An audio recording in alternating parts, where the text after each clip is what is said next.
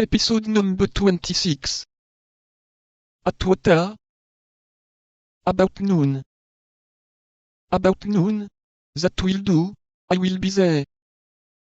Endeavor not to make me wait, for at 12:15 I will cut off your ears as you run.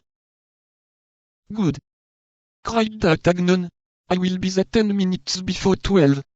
And he set off running as if the devil possessed him, hoping that he might yet find the stranger, whose slow pace could not have carried him far. But at the street gate, Porthos was talking with the soldier on guard.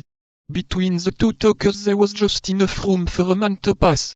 D'Artagnan thought it would suffice for him, and he sprang forward like a dart between them. But D'Artagnan had reckoned without the wind. As he was about to pass, the wind blew out Porthos's long cloak, and D'Artagnan rushed straight into the middle of it. Without doubt, Porthos had reasons for not abandoning this part of his vestments, for instead of quitting his hold on the flap in his hand, he pulled it toward him, so that D'Artagnan rolled himself up in the velvet by a movement of rotation explained by the persistency of Porthos.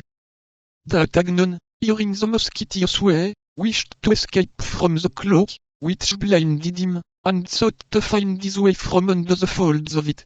He was particularly anxious to avoid marring the freshness of the magnificent baldric we are acquainted with, but on timidly opening his eyes, he found himself with his nose fixed between the two shoulders of Porthos, that is to say, exactly upon the baldric. Alas, like most things in this world, which have nothing in their favor but appearances, the baldric was glittering with gold in the front, but was nothing but simple buff behind. Vainglorious as he was, Porthos could not afford to have a baldric only of gold, but had at least half. One could comprehend the necessity of the cold, and the urgency of the cloak. Bless me! Cried Porthos, making strong efforts to disembarrass himself of D'Artagnan, who was wriggling about his back. You must be mad to run against people in this manner. Excuse me, said D'Artagnan, reappearing under the shoulder of the giant.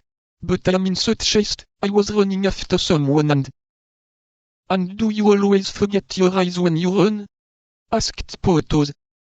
No, replied D'Artagnan, piqued, and thanks to my eyes, I can see what other people cannot see. Whether Porthos understood him, or did not understand him, giving way to his anger, Monsieur, said he, you stand a chance of getting chastised if you rode Musketeers in this fashion. Chastised, Monsieur, said D'Artagnan, the expression is strong. It is one that becomes a man accustomed to look his enemies in the face. Ah, pardieu! I know full well that you don't turn your back to yours.